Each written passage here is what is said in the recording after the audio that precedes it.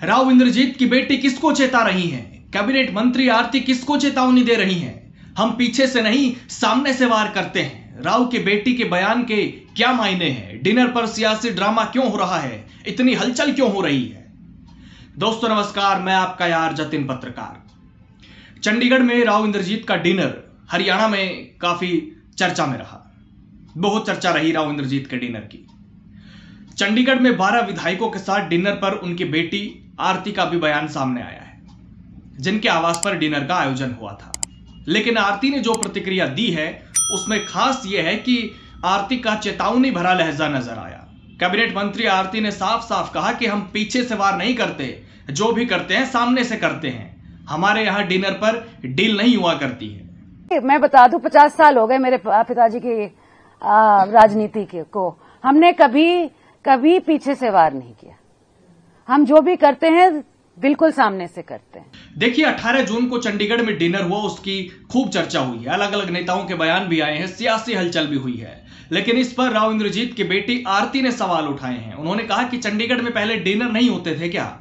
आरती ने हाल ही में जो बयान दिया है, जो कुछ भी कहा है, वो सब मैं आपको सुनाता हूं। जिसमें उन्होंने कहा है कि राव इंद्रजीत का घर अब चंडीगढ़ में है बहुत सालों के बाद, क्योंकि मैं यहां पर हूं और पहले वो अपने काम से चंडीगढ़ आते थे, काम करके चले जाते थे, अब वो यहाँ रुक भी सकते हैं। राव इंद्रजीत जब चंडीगढ़ आए तो काफी विधायक उनसे मिलना चाहते थे, लेकिन हमने सोचा कि इन 5-6 विधायकों को अगर बुलाया तो बाकी के विधायक सोचेंगे कि हमें नहीं बुलाया गया। और फिर हमने सबने मिलकर डिनर किया। सब नॉर्मल था, जो भी बातें थी सब नॉर्मल थी। कैबिनेट मंत्री आरती ने कहा कि उनके पिता को राजनीति करते 50 साल हो गए। हमने कभी भी पीछे से वार नहीं किया, जो भी करते हैं सब सामने से करते हैं। लेकिन ये सिर्फ शिष्टाचार भेंट थी। सीएम भी डिनर पर आए, वो भी शिष्टाचार भेंट थी। राव इंद्रजीत की बेटी आरती की पूरी स्टेटमेंट मैं आपको सुनाता हूं। मैं जो टिप्पणी मैं दूंगी जी कि मैं पूछूं कि चंडीगढ़ में पहले डिनर नहीं होते थे क्या? नहीं, देखिए, मैं बता देती हूँ कि राव साहब का अब घर है चंडीगढ़ में। बहुत सालों बाद आना जाना और चंडीगढ़ से बढ़ चुका है, क्योंकि मैं वहां पे हूँ। और पहले तो वो आते थे मैं भी कुछ घंटों के लिए, और फिर वो निकल जाते थे अपने काम के बाद। अब वो 2 दिन रह के जाते हैं।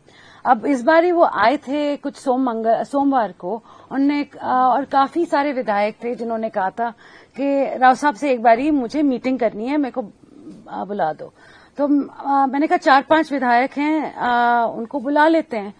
तो फिर हमने सोचा कि अगर 5 विधायकों को बुलाएंगे और बाकी 5 या 6 को नहीं बुलाएंगे तो फिर उनको लगेगा कि देखो इनको क्यों बुलाया और हमें क्यों नहीं बुलाया। और ये बात मैं बता दूं, ये हुई थी जून के कुछ बीच में, और हमने डिनर किया था। बस सब मिल रहे थे, बातचीत हो रही थी, खाना खा रहे थे, ये बात खत्म हो गई। अब 15 दिन बाद आप सभी को खबर मिलती है, और ऐसा हाँ जी, जिनसे मेरी मुलाकात हुई और उन्होंने कहा उनको ही बुलाना था मुझे। अब बाकियों को बोलो, मैं उनको भी बुला दूंगी। अब तो सारे आने को तैयार हैं। आप बोलते हैं कि अखबारों में छप जाएगी हमारी भी फोटो, और मगर मौका मिल जाता है कि एक दिन आपके यहाँ डिनर किया, दूसरे दिन होता कि ऐसा कुछ नहीं हुआ। देखो, कुछ हो तो बताने लायक तो हम बताएं, मगर कुछ बताने लायक है ही नहीं।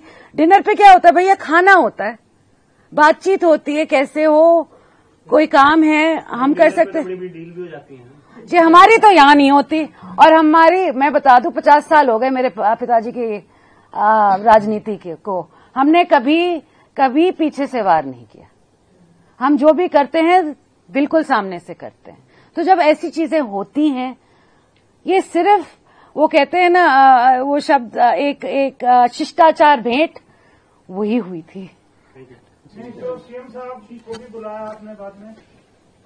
हाँ जी, क्यों नहीं? वो कोई वहाँ बात हुई हो या कोई शिष्टाचार था? सब कुछ शिष्टाचार भेंट है जी, बिल्कुल। सीएम साहब ने कहा आ जाए आगे। तो कैबिनेट मंत्री आरती ने इसे शिष्टाचार मुलाकात, नॉर्मल डिनर बताया है। हालांकि राव इंद्रजीत भी कह चुके हैं कि इस डिनर को मीडिया ने राजनीतिक रंग दिया है।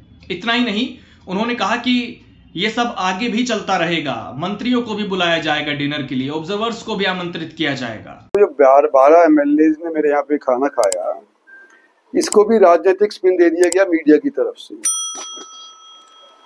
ना किसी से किसी ने पूछा कि भाई क्यों इंद्रजीत सिंह के खाने पे गए हो, ये मीडिया वालों का ही आकलन था।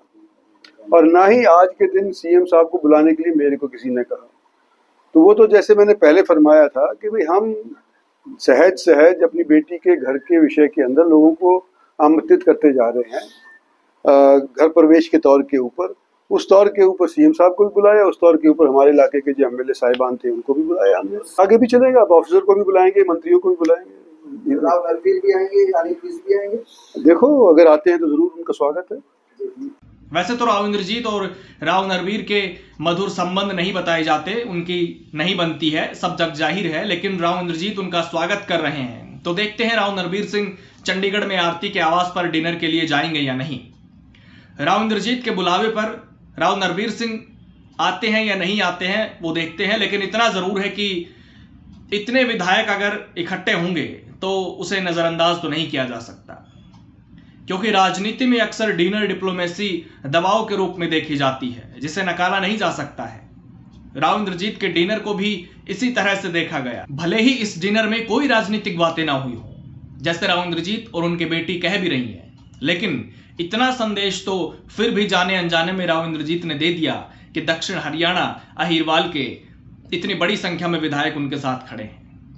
हालांकि इनमें से अधिकतर राव समर्थक ही हैं, कुछ ने तो पहली बार विधानसभा चुनाव लड़ा था, जिनको जिताने की जिम्मेदारी राव के कंधों पर थी। ऐसे में इसको इस तौर पर भी देखा जा रहा है कि इतने विधायकों को साथ दिखाकर राव इंद्रजीत ने कहीं ना कहीं अपनी पॉलिटिकल ताकत का एहसास कराया है। नमस्कार।